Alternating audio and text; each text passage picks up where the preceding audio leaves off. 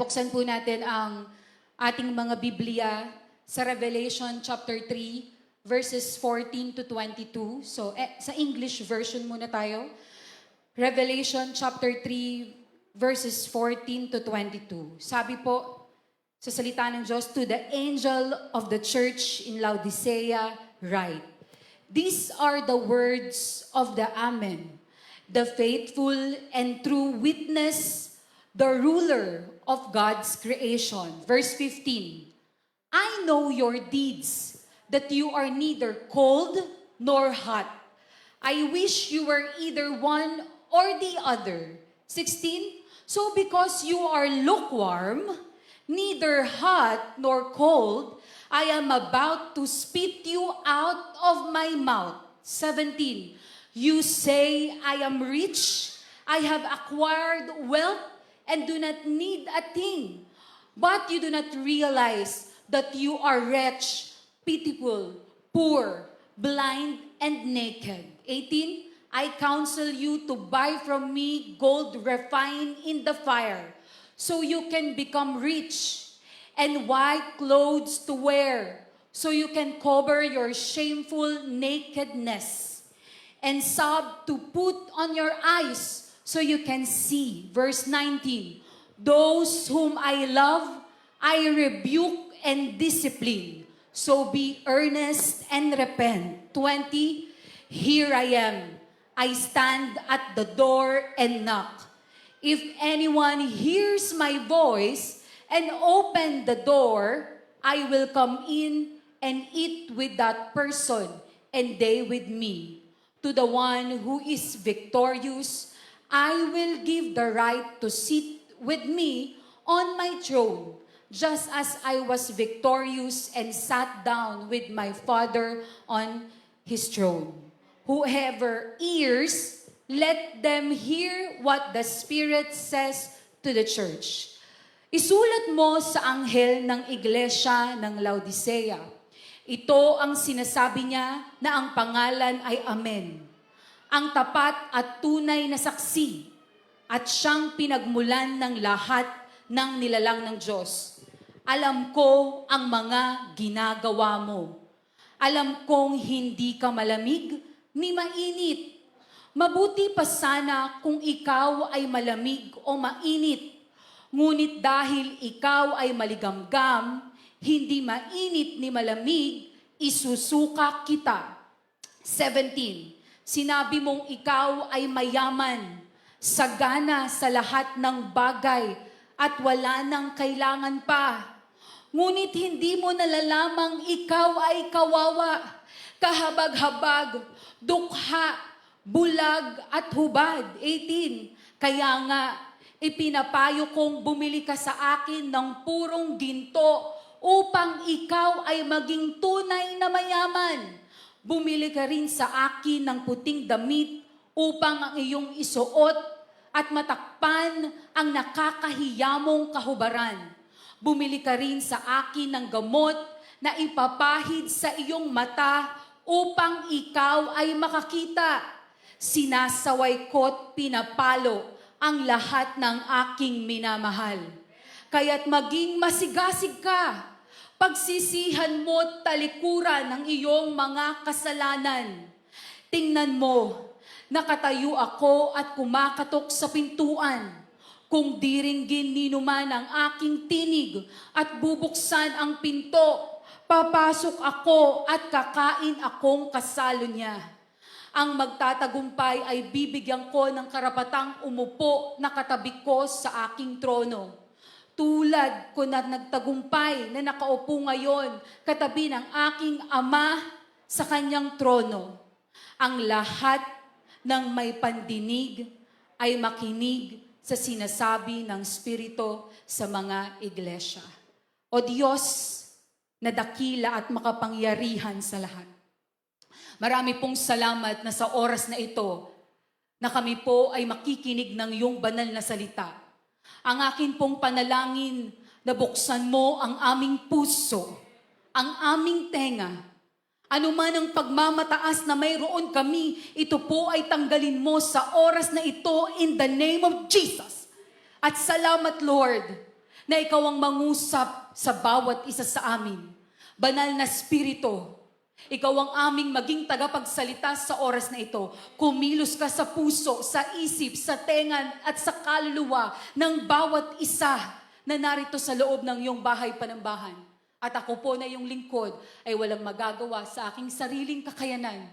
Kaya gamitin mo lamang po ako sa umagang ito bilang daluyan ng iyong pagpapala.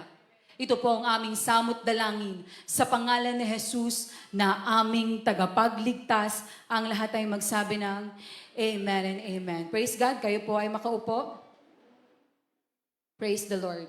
Ang tema po natin sa umagang ito ay lukewarm church. Ano po ba ang ibig sabihin nito? Alam niyo po mga kapatid, yung binasa po natin kanina, yan po ang ikapitong letter ng ating Panginoong Jesus sa 7 simbahan. At ang last po na pinadalhan niya ng letter ay ang Church of Laodicea.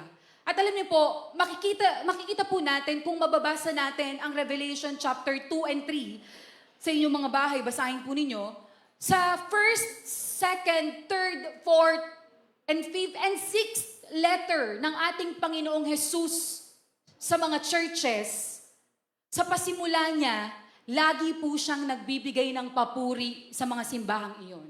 So sinisimulan niya muna ng papuri kung ano yung maganda sa loob ng simbahan na iyon, at saka susunod ang rebuke o pag-correct. Hallelujah. Pero alam niyo po ba, dito sa binasa nating letter ni Jesus Christ sa Church of Laodicea, wala po siyang binigay na papuri. 'Di ba? Okay sana kung may kapuri-puri po sa atin at pinuri tayo, no? Okay 'yun. Pero dito sa pagkakataong ito, wala pong pagpupuring ipinagkaloob ang ating Panginoong Hesus sa church ng Laodicea. Alam niyo po kung ano kaagad ang ginawa ng ating Panginoong Hesus? Ni-rebuke niya kaagad at kinorek niya kaagad ang Church of Laodicea.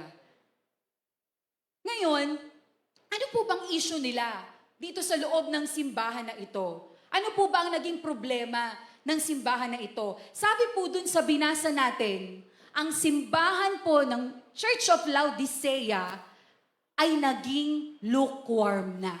Sabi mo sa iyong katabi, lukewarm. Lukewarm, di ba? So basically, this is Christ's letter to lukewarm Christian. Pag sinabi po ba nating lukewarm Christian, ano po ang ibig sabihin nito? No, ito po yung mga lukewarm Christian, sila po yung mga nasa gitna. No? Ayaw po nilang i-level up yung kanilang relasyon sa ating Panginoong Hesus. Naniniwala sila sa ating Panginoong Hesus, pero ayaw nilang i-level up yung kanilang faith sa ating Panginoon. So now, pag-aralan po natin, ano po ba ang sulat ni Jesus sa simbahan ng Laodicea? So, isa-isahin natin, no? Chop-chopin natin ang salita ng Panginoon kung ano ba ang mensahe ng Panginoon sa ating lahat sa umagang ito. Sabi po sa Revelation chapter 3, verse 14, isulat mo sa anghel ng iglesia sa Laodicea. Ito ang sinasabi niya na ang pangalan ay Amen. Ang tapat at tunay na saksi at siyang pinagmulan ng lahat ng nilalang ng Diyos. O ang tinutukoy itong ating Panginoong Hesus. Sabi sa verse 15, alam ko ang mga ginagawa mo. Amen mga kapatid. Alam niyo po, marami pong mga Kristiyano na gumagawa ng kasalanan kahit sila ay nagpo-profess na Christian sila at follower sila ni Jesus Christ. Kasi ang iniisip nila, okay lang, nagawin ko to kasi wala namang nakakakita eh. Wala namang nakakakita.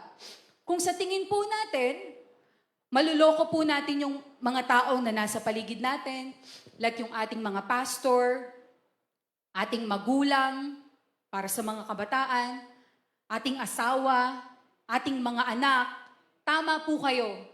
Maluloko natin sila kasi hindi naman nila nakikita yung ginagawa nating kasalanan ng lihim. Pero hindi ang Panginoon. Hinding-hindi natin maluloko ang Diyos. Kaya nga sabi po sa verse 15, alam ko ang mga ginagawa mo. Hindi niya lang po ito sinabi sa Church of Laodicea. Lahat ng churches na pinadalhan niya ng letter, lagi niyang sinusumulan na, alam ko ang ginagawa mo. No? The Lord knows everything.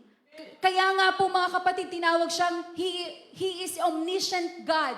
Pag sinabing omniscient God, all-knowing God. He knows the present, He knows the past, and He knows the future. Alam niya ang lahat. At walang lingid sa ating Panginoon. Kaya nga po kung babasahin natin ang Biblia, sabi ni Juan sa pahayag, inahilin tulad niya ang mata ng ating Panginoong Hesus sa parang apoy na naglalagablab. Like a blazing fire. Ano pong ibig sabihin nun? Yung mata ng ating Panginoong Hesus parang x-ray. Nakikita niya ang labas hanggang sa kaloob-looban. Nakikita niya mula sa labas hanggang loob. Alam niya ang lahat at hayag na hayag sa kanya ang lahat.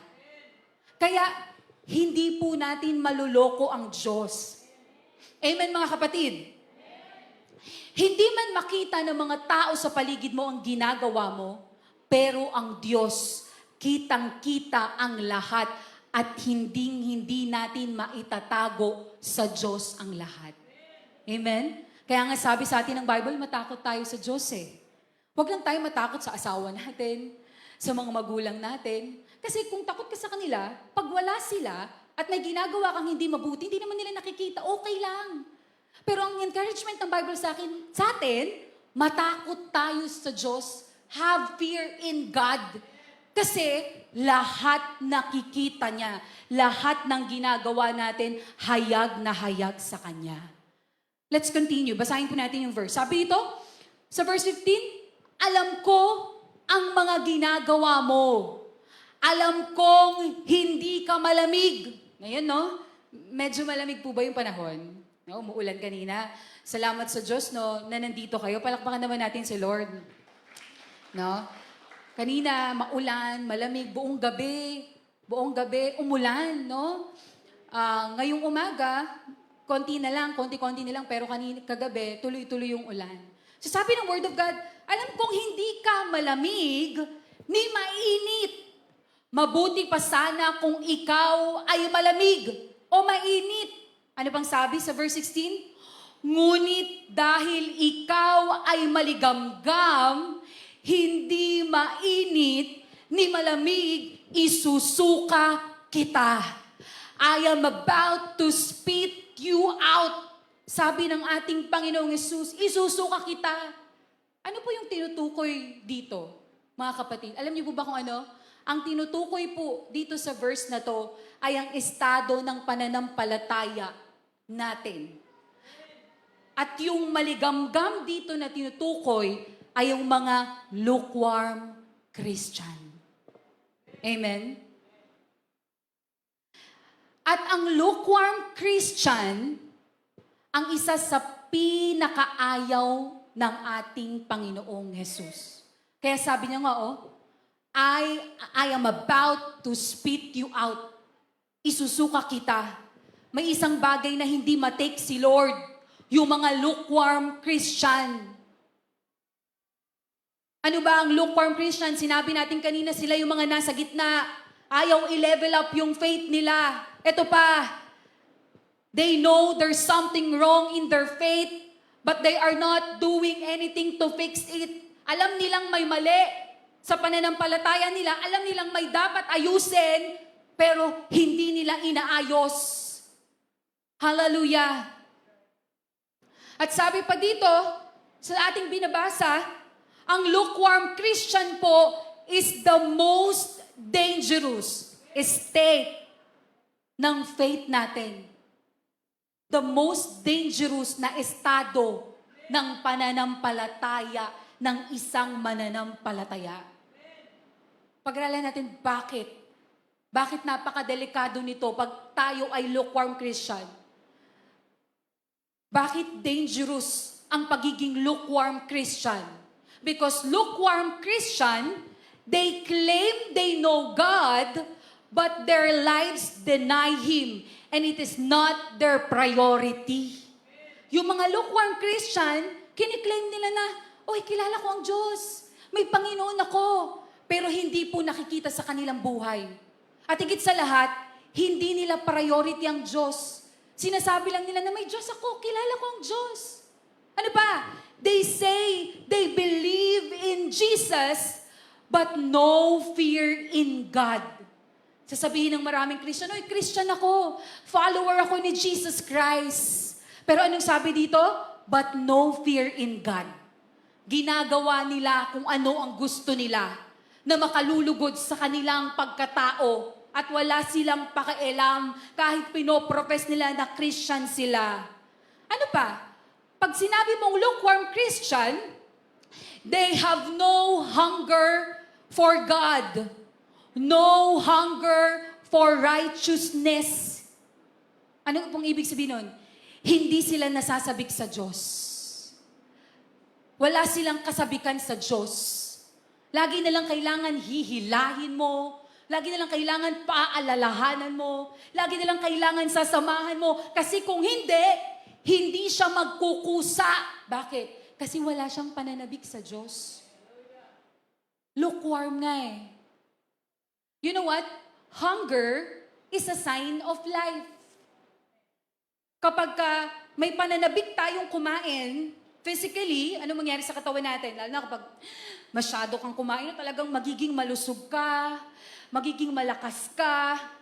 Pero, kapag unti-unti po tayong nawala ng gana sa kinakain natin, wala na tayong gana, ayaw na natin kumain, ano mangyari sa katawan natin? Unti-unti tayong papayat. Magkakasakit tayo.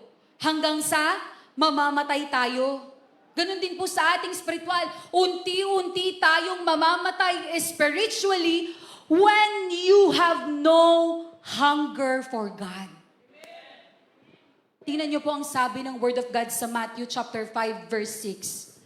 Blessed are those who hunger and thirst for righteousness, for they will be filled.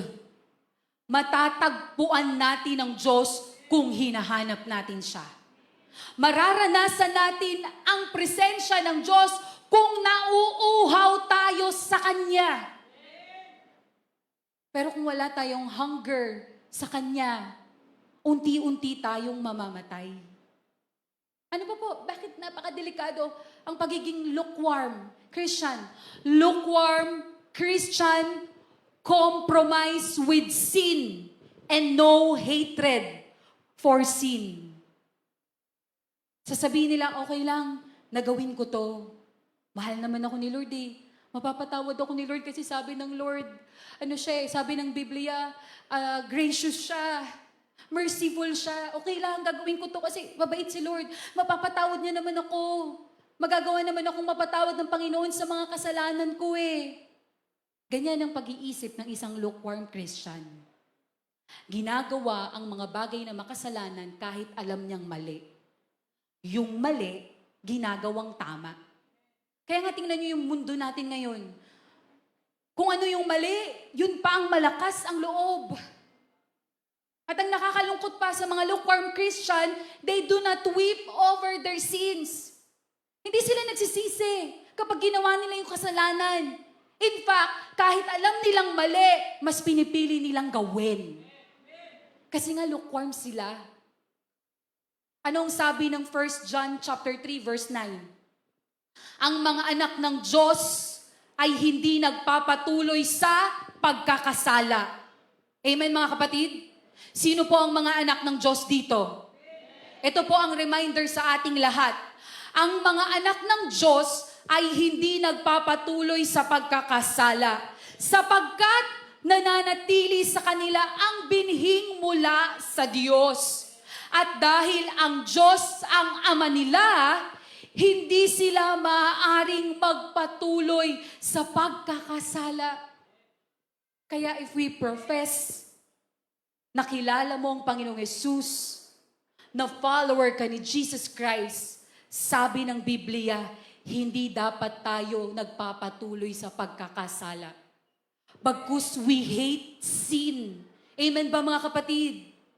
We hate sin. Huwag nating abusuhin ang grasya ng Diyos na okay lang, gawin ko to. Mapapatawad naman ako ng Diyos eh. Luluhod lang ako sa Kanya, patatawarin ako ng Diyos. Very dangerous. Ano pa po? Lukewarm Christian, blend in with the world. Nakikisama. Pagka blend sila sa world, parang walang kakaibahan.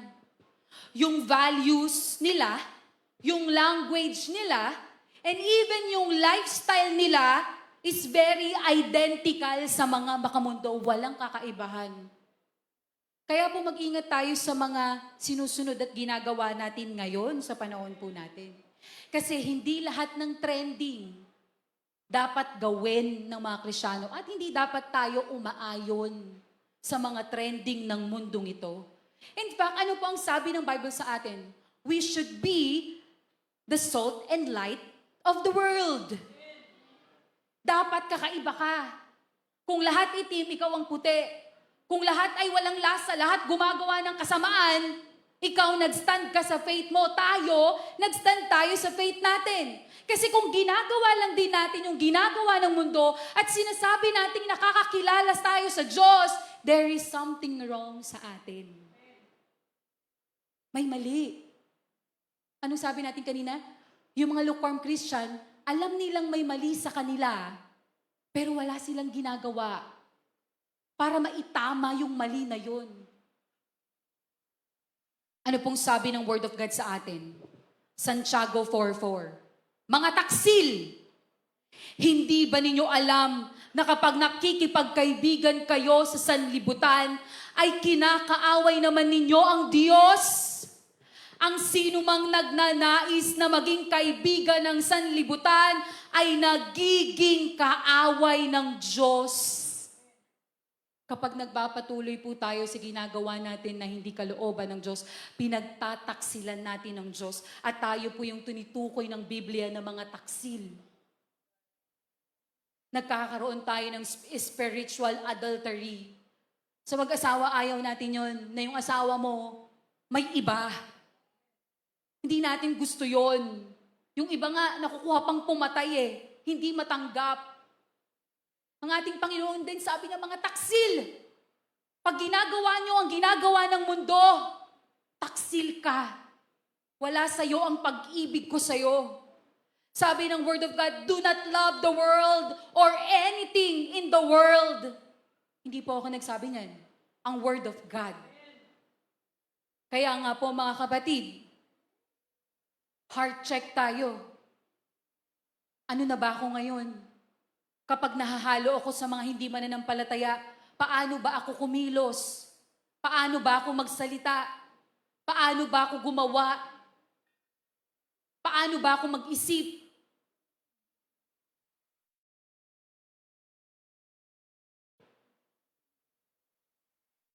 Very dangerous ang mga Kristiyanong ganito. Ano pa po? Lukewarm Christian, sabi dito, lukewarm Christian can live without prayer. They have no relationship with Christ. Kaya nilang mabuhay ng walang panalangin araw-araw. Hindi man lang magsabi na, Lord, thank you. Wala. Gigising, kukunin ng cellphone, yun ang unang kakalikutin, tapos gagawa na ng mga personal na gawain niya. Kaya niyang mabuhay ng walang panalangin ng ilang araw, kaya niyang mabuhay ng walang panalangin ng ilang linggo o buwan. Nakakarinig na lang siya ng panalangin dito sa loob ng simbahan. O ang worst, yung ginagawa ng mga lukewarm Christian, yung prayer, ginagawa na lang nila sa panahon ng emergency. Pag may disgrasya, pag mayroong karamdaman, pag may pangangailangan, pero hindi nila isinasabuhay araw-araw. Kaya nilang mabuhay nang walang pakikipagniig sa Lord. They don't seek the Lord in prayer. Now, ang prayer po, para sa mga Kristiyano ay buhay. Because we can't survive spiritually without prayer. Amen po ba mga kapatid? We can survive without connection in the Lord. Hindi tayo makakasurvive. Mamamatay talaga tayo spiritually. Kaya nga po, di ba, yung sanga na naputol sa puno, ilang araw lang, pagkatingin mo, tuyot na. Igagatong na o sisilaban na, isisiga na. Kasi hindi na siya connected dun sa puno niya. Ang isang Kristiyanong hindi na connected sa Lord, unti-unting mamamatay at mamamatay na. Kaya nga po sabi ng John 15 chapter 4, remain in me, as I also remain in you. Manatili tayo sa Diyos. No branch can bear fruit by itself. It must remain in the vine. Tama naman po yun. Yung sangang naputol, hindi na yung magbubunga. Ganon din po tayo. Pag hindi tayo connected kay Lord, hindi talaga tayo magbubunga. Kaya magtataka ka, 10 years ng Christian, 20 years ng Christian, walang pagbabago. 30 years ng Christian, ganun pa rin. Walang bunga. Hindi makita ang bunga sa buhay. Walang bunga dahil hindi connected kay Lord. Sabi ng Word of God, neither can bear fruit unless you remain in me. Favorite ko rin po yung verse na John 15:5. Sabi po doon, I am the vine and you are the branches. If a man remains in me and I in him, he will bear much fruit. You can do nothing apart from the Lord. Amen mga kapatid? Nandito pa po ba kayo? Sabi po sa Luke 18:1, then Jesus told his disciple a parable to show them that they should always pray and not give up. Pag Kristiyano ka, ang panalangin ay buhay mo. Amen po ba mga kapatid? Hindi lang po for emergency purpose. Tinuturuan tayo ng Biblia na mabuhay sa panalangin. Palakpakan naman po natin si Lord. Hallelujah. Ano pa po? Lukewarm Christian are content without bearing fruit. Ay, kanina pinag-usapan natin. Wala silang urgency to share the gospel.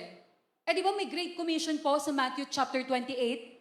Verses 19 to 20, hindi lang naman po ito itunuro ng Panginoong Jesus sa mga pastor, sa mga leaders. Ang tinutukoy niya po dito at tinuturuan niya, tayong lahat na believers, tumanggap sa Panginoong Jesus. Sabi dito, yung kaligtasan na tanggap mo, ay ibahagi mo rin. Paano mo ibabahagi ang isang bagay na hindi mo man lang naranasan? Hallelujah. Sabi dito, walang urgency to share the gospel. Walang gana sa pag-serve kay Lord. Yung mga lukewarm Christian, ang tingin nila sa gawain pabigat, sayang oras, bawas pera. Wala silang kasiyahan, okay na to. Parang nagluluto lang, no? Okay na to. Okay na tong nagsisimba ako kada linggo, okay na yun. Dami namang requirement. Kaya hindi nag-grow eh. Ganun kasi yung attitude. Yung gawain ni Lord or even si Lord, pabigat na sa kanila. Kukunin na ng Lord yung oras nila sa kanila. Wala silang burden at wala silang contribution. Even hindi sila nagso-support sa church, wala silang burden sa gawain o ma-contribute para sa expansion ng kingdom ng Lord. Para sa kanila, mahalaga lang na ma-provide yung pangangailangan nila. Akin, ako, yung pangangailangan ko, yun ang mahalaga. Pero walang burden sa gawain ng Panginoon. Wala silang burden to bear fruit. Kaya kung mapapansin mo, ang tagal-tagal ng Kristiyano, masama pa din ugali. Ang tagal-tagal ng Kristiyano, madamot pa rin. Ang tagal-tagal ng Kristiyano, chismosa pa rin. God forbid na chismosa. Ang tagal-tagal ng Kristiyano, inggitera pa rin. at kung ano-ano pa. Ang tagal-tagal ng Christian, hindi pa rin kontento. Bakit? Kasi wala ang Diyos. Wala ang Panginoong Yesus sa buhay niya. Ang kakontentuhan po kasi, ang Diyos ang magbibigay niyan. Ang gusto lang palagi, comfort. Pero ayaw mag-sacrifice. Pag naiisip nila mag-sacrifice, mag-church na naman, babiyahe na naman. Ayoko, umuulan ngayon eh. Walang sacrifice. Ang lapit-lapit na nga lang ng bahay. Nag-live streaming pa. Anyway, mga kapatid, please share yung live streaming natin. Kasi that is one way para makapag-evangelism tayo online. Gamitin natin yung platform na yan. Amen? At yung live streaming po yan po ay ginawa natin para sa mga kapatiran sa ibang bansa, sa mga Krisyanong naghahanap sa Panginoon na malayong lugar, at kung sakaling may karamdaman sa bahay na lang. Pero kung wala ka namang problema, malakas ka naman, okay ka naman, pero pinili mo mag-live streaming, there is something wrong with you. No hunger for God. Kaya walang halaga sa Kanya ang mga bagay na espiritual. Comfort lang palagi ang gusto. Pag maiistorbo na, pag magsasacrifice na, ayaw na. Yan ang ugali ng mga lukewarm Christian. John 15:8. This is to my Father's glory, that you bear much fruit, showing yourselves to be my disciple. Ano pong sabi ng Word of God? Ang sign na alagad tayo ng Lord kapag nagbubunga tayo. Ano na bang bunga natin ngayon? Ano na bang estado natin ngayon? Kasi sabi ng Word of God, disciple tayo ni Jesus Christ, kung nagbubunga tayo sa spiritual, lumalago tayo sa spiritual, nagbabahagi tayo ng Word of God, nagbabago tayo, nagdadala tayo ng mga kaluluwa sa loob ng bahay panambahan ng Diyos. Ngayon kung kinatatamaran po natin yun, heart check, bakit? Sabi dito, they are useless. Wala silang pakinabang. Wala nga silang ambag eh. Ano sabi ng Word of God? Lahat tayo ay parte ng katawan ng ating Panginoong Yesus. Naniniwala po ba kayo doon? Lahat ng parte ng katawan may ginagawa. Ito lang, sample lang, yung physical nating katawan. Ano po bang part ng katawan natin ang walang ginagawa? Di ba lahat meron? Lahat meron. Kahit yung mga buhok sa ilong natin, pang-filter po yan ng mga dumi na maaari nating masinghot. Yung mga pilik mata natin, para hindi tayo agad-agad na mapuwing. Yung dandruff natin, anong purpose niya? Para mangati ka. Buti nga mo, pati dandruff may purpose.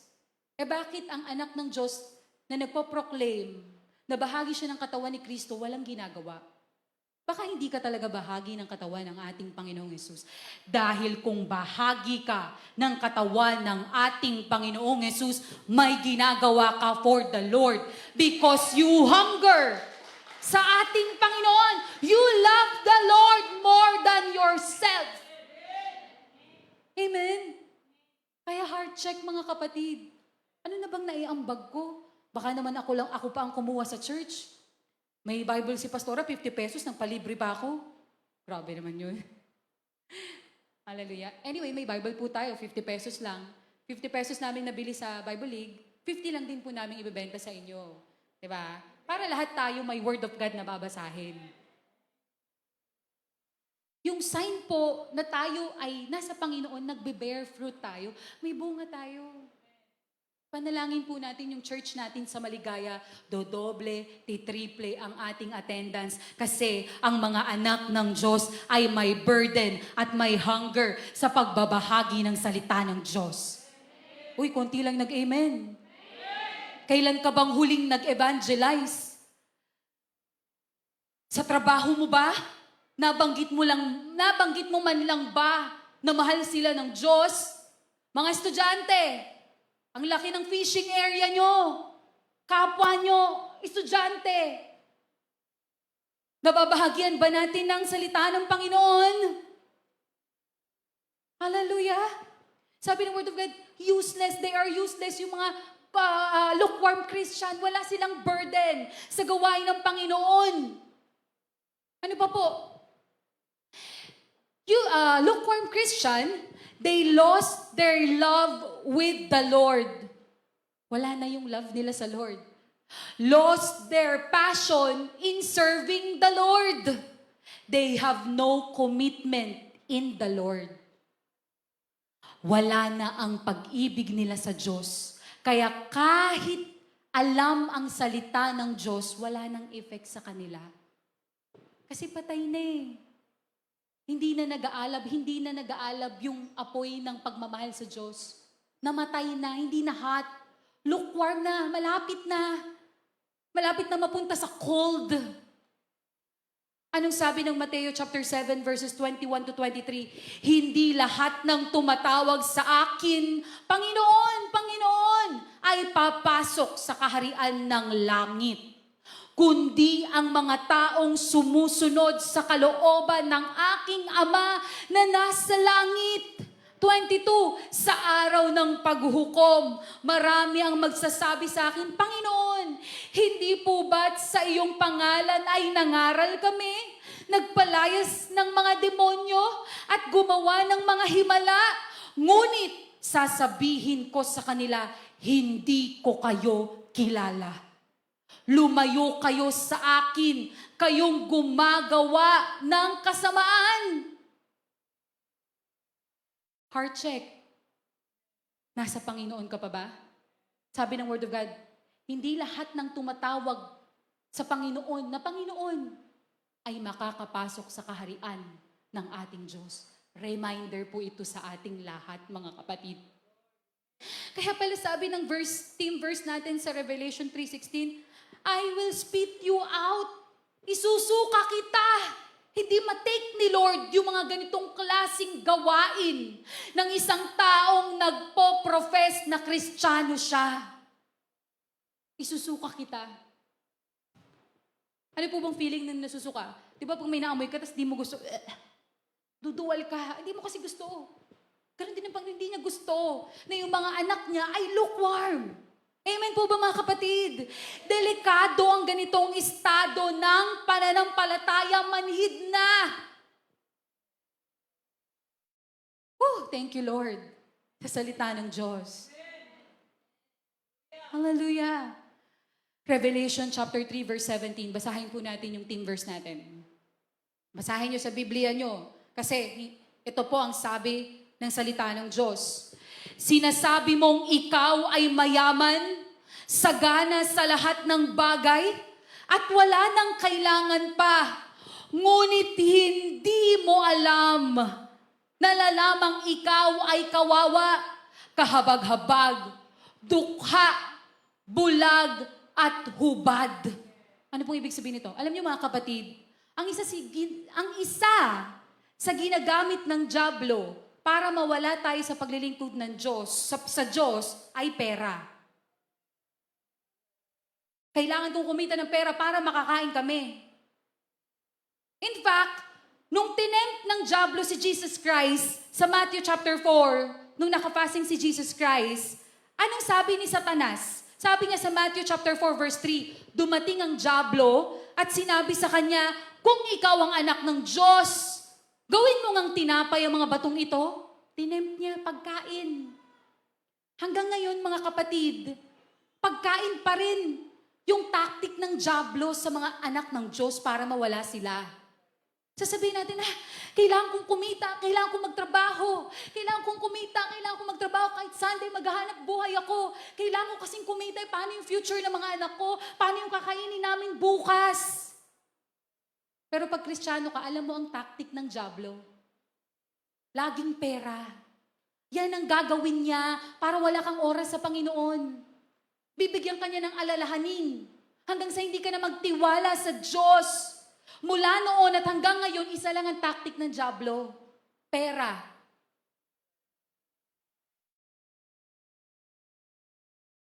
Kaya, alam niyo mga kapatid, ito i-clear ko lang, wala pong masamang maghanap buhay. Amen po ba? Kailangan nating maghanap buhay. Kailangan tayong kumilos kasi sabi ng Biblia, ayaw niya ng tamad. Pero hindi to the point na kaya mong talikuran at kaya mong isacrifice yung faith mo sa Panginoon. Amen po ba mga kapatid? Ang tunay na Kristiyano, alam niya ang priority niya. Alam niyang Diyos ang priority niya. At walang kahit ano pa bang mas tataas sa ating Panginoon. Hallelujah! Ang Diablo, hindi pa rin siya nagbabago ng tactic. Laging pera. Aabalahin ka niya. Kaya nga dapat tayong mga Kristiyano may discerning spirit. Alam natin na teka lang. Ang ganda ng offer Pero linggo Ang laki ng offer, linggo. O kaya naman na, hindi ako magsisimba ng linggo kasi pagod ako hanggang madaling araw ako nagtrabaho Kasi may kailangan ako may pinag-iipunan ako Tayong mga anak ng Diyos na tunay na nagsasabing kilala mo ang Diyos at anak ka ng Diyos, dapat may discerning spirit ka na, teka lang, tinitempt ako ng Diablo. Si Jesus Christ nga Diyos na nagkatawang tao, tinempt niya, sino ba tayo? Wala man lang nga tayo sa katiting ng Diyos. Amen ba? Kung ang ating Panginoong Yesus, ang Diyos, ay tinempt, mas lalo tayong mga Kristiyano. Amen mga kapatid? Hindi ko po sinabing huwag kayong magtrabaho Wala pa akong sinabi niya. Baka sabihin mo, lagi nila ako magsiserve kay Lord. Kasi sabi ni Pastora, kailangan talaga mag-serve kay Lord. Hindi na ako magtatrabaho. Paano naman ang kakainin mo? Baka dito ka naman humingi sa akin. Di ba? Baka mahirapan na tayo niyan. Hindi ganoon. Magsisikap ka. Pero pag alam mong araw ng Panginoon, para sa Panginoon yun. Magsisikap ka sa buhay mo araw-araw. Pero sa kabila ng pagsisikap mo, uunahin mo ang Panginoon, mananalangin ka, magpapasalamat ka, magbabasa ka ng banal na salita niya. Magsisikap ka. Pero kapag tinawag ka ng Diyos, kaya mong i-let go, iwan ng lahat para sa Diyos. Diba? Sabi yan ng Word of God. Hindi pwede maglingkod sa akin ng sobrang nagmamahal sa kanyang nanay, sa kanyang tatay, sa kanyang asawa, sa kanyang anak. Anong ibig sabihin nun? Hindi naman po sinabi ng Bible na huwag mo mahalin ang tatay, nanay at anak mo, asawa mo. Pero hindi dapat sila ang magiging dahilan na mas mahal mo sila kaysa sa Diyos. Amen po ba mga kapatid? Yan po ang sabi ng Biblia. Yung tactic ng kaaway natin, parehas lang. Kaya nga tayong mga Christian, lagi tayong manghingi ng wisdom.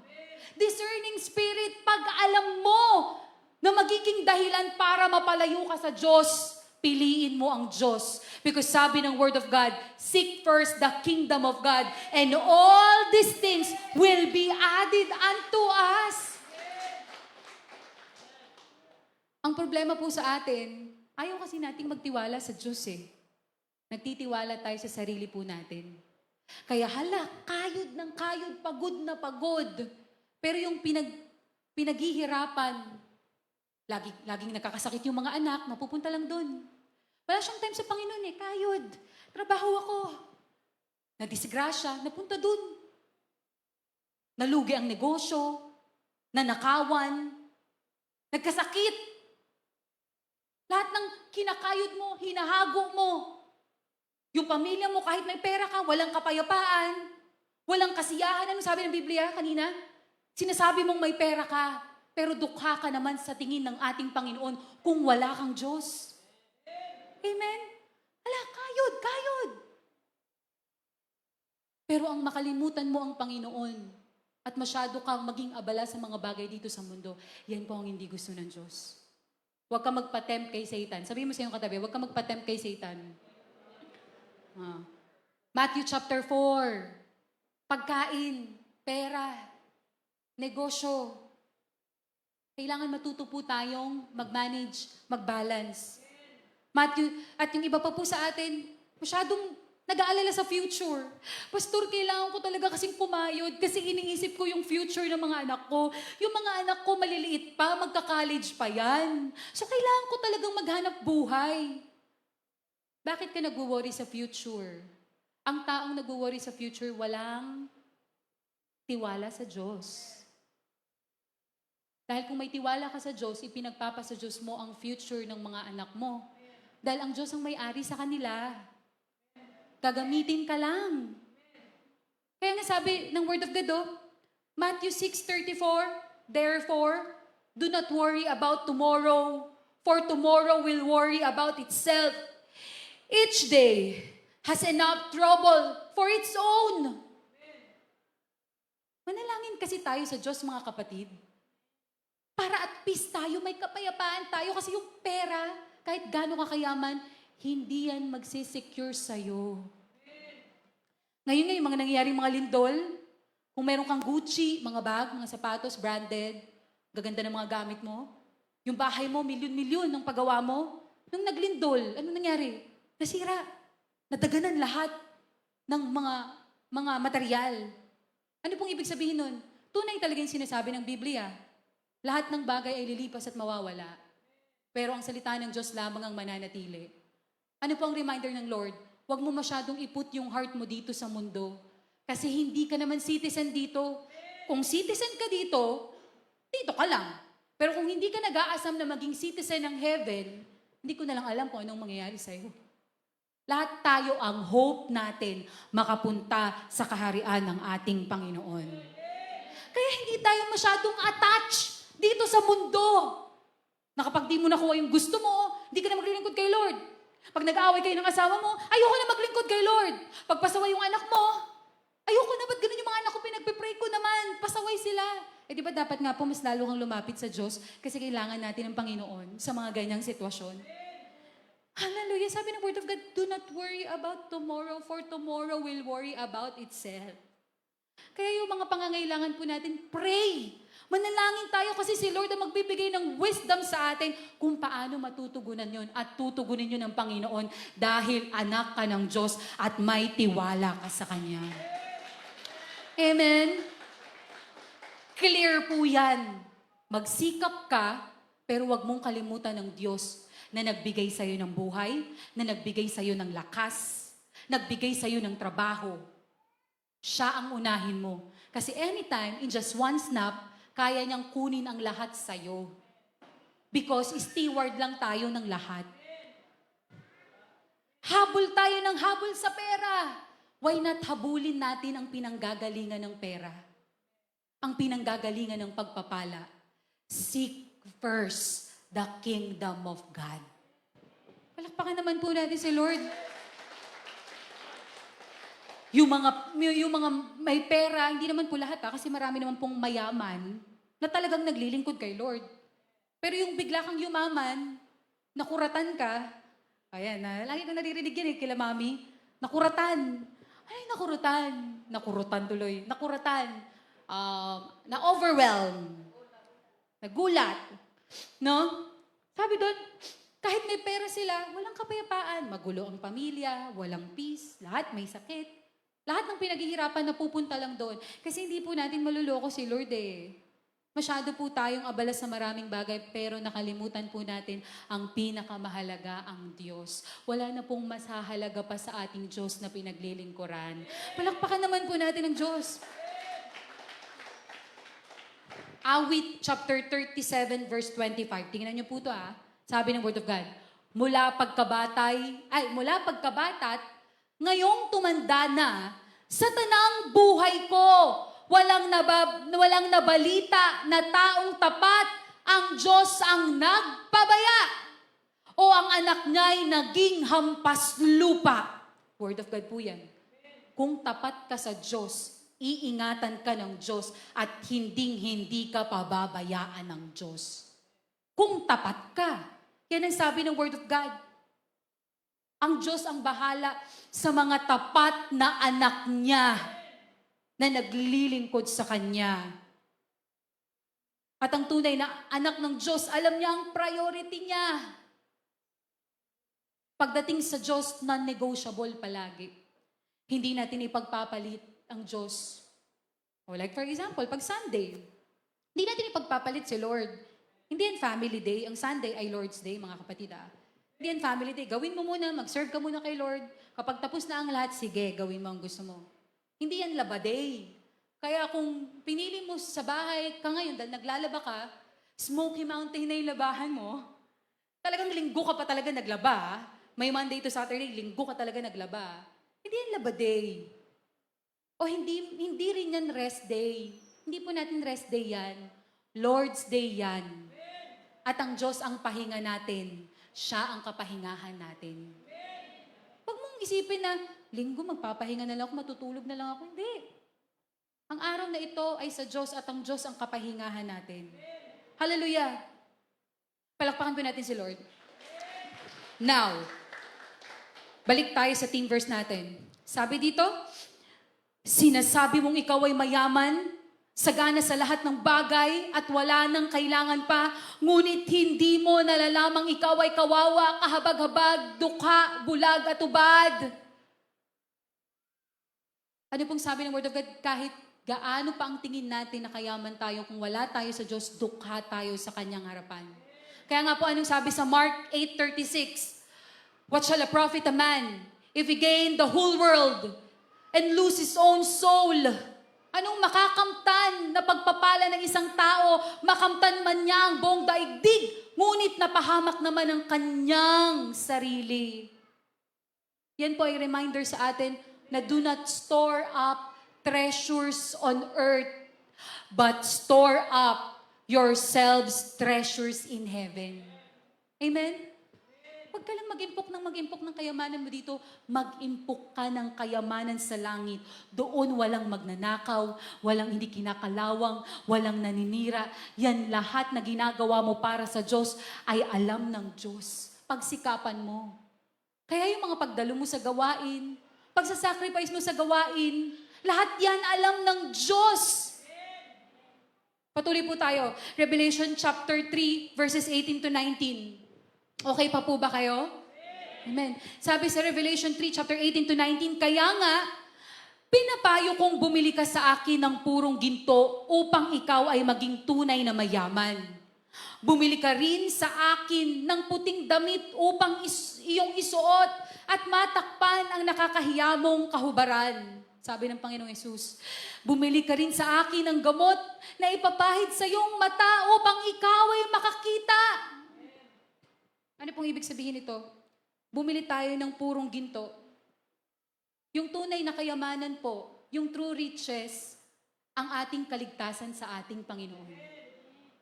Kaya ang encouragement ng Word of God, lapit ka sa akin. Ano pong sabi nito? Bumili ka rin sa akin ng puting damit. Lumapit ka sa Panginoon.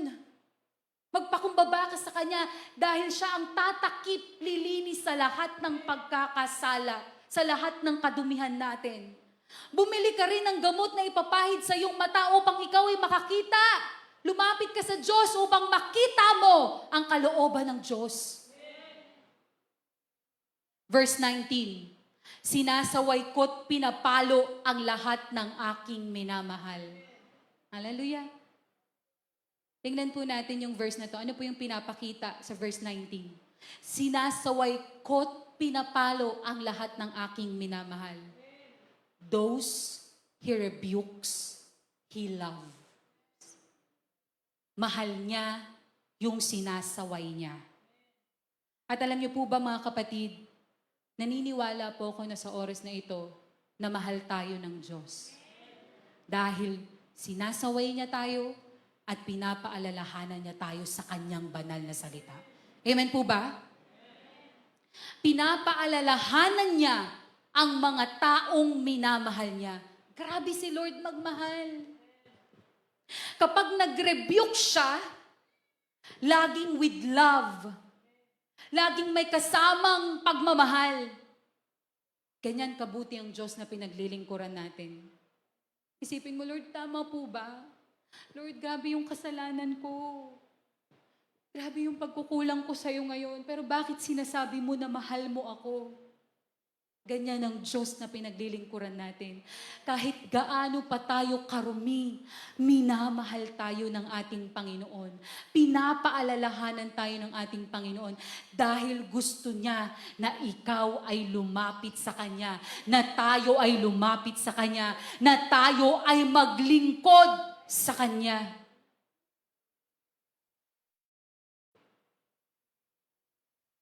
Ano pang sabi sa verse 19? Sinasaway ko't pinapalo ang lahat ng aking minamahal.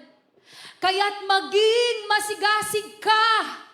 Pagsisihan mo't talikuran ang iyong mga kasalanan. Ano pong sabi ng verse? God is calling us to repent. Pagsisihan ang lahat ng ating mga kasalanan, talikuran ang lahat ng ating mga kasalanan. Bakit sinasabi ito ng Word of God sa atin ngayon? Because maraming Kristiyano na ganito na po ang estado ngayon, lukewarm. Hindi po ako nagja-judge. Wala tayong judgment dito. Ano pong sabi ng Word of God? 2 Corinthians chapter 13:5. Examine yourselves to see whether you are in the faith. Test yourselves. Ikaw, kanya-kanya tayo ng pagsisiyasat sa sarili natin. Ano na ba tayo ngayon? Ano na bang estado ng iyong pananampalataya ngayon? Pero ano pang in-encourage ng Word of God sa atin? Magsisi tayo. Talikuran natin ang ating mga kasalanan. Dahil mabuti ang Diyos. Mabuti ang Diyos. Mabuti ang Diyos, mga kapatid. Palakpakan natin ang Diyos. Praise the Lord. Hallelujah. Sabi po sa Revelation, ito ang ginagawa ng Panginoon natin ngayon. Naniniwala ko. Makinig kayo, mga kapatid. Huwag kayo maglakad muna. Umupo muna kayo. Relax muna kayo. Pakinggan nyo ngayon. Ito yung sinasabi ng Word of God ng ating Panginoon. I believe ito yung sinasabi niya sa atin ngayon. Revelation chapter 3, verse 20. Tingnan mo. Nakatayo ako at kumakatok sa pintuan.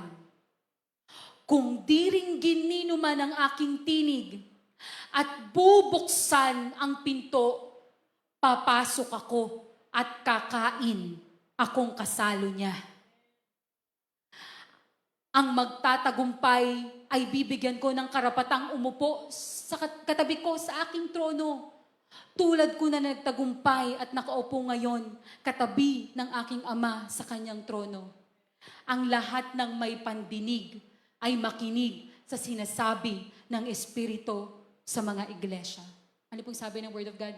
Tingnan mo. Sabi ni Jesus Christ. Ngayon kapatid, andyan ang Panginoong Yesus sa harap mo. Sabi niya, tingnan mo ako anak. Nandito ako ngayon. Kumakatok ako sa iyong puso. Nandito ngayon ang Diyos. Nasa harapan natin. Search your heart, kapatid. Anong estado ng iyong pananampalataya ngayon?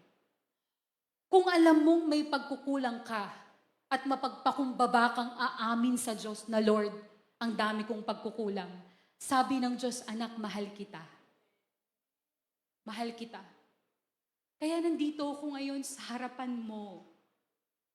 Kumakatok ako ngayon sa puso mo. Kasi matagal na panahon nang wala ako sa puso mo. Sinasabi mo na mahal mo ako. Sinasabi mo na kilala mo ako. Pinopropes mo na may Diyos ka sa puso mo. Pero wala ka, wala ako sa puso mo ngayon. And I believe, mga kapatid, itong salita ng Diyos ngayon ay nagsasabi sa ating lahat. Sa harapan natin, nandyan siya. Kumakatok siya sa ating mga puso. Napakarami man po nating nagawang hindi mabuti sa Diyos. Ang dami po nating mga bagay na ginawa na hindi kalooban ng Diyos. Matagal nang wala ang Diyos sa puso mo, kapatid. Sinasabi po ng Word of God ngayon, anak, nandito ako sa harapan mo. Yung salita ko ngayon, dinggin mo. Kumakatok ako sa puso mo. Kumakatok ako sa puso mo, anak. Pagbuksan mo ako. Pagbuksan mo ako, anak.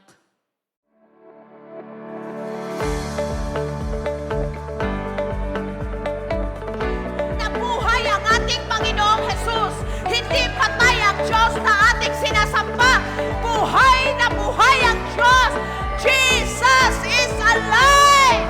Come and join us every Sunday 9 in the morning, live on Facebook as we continue to worship the Lord Jesus and experience His unfailing love to us.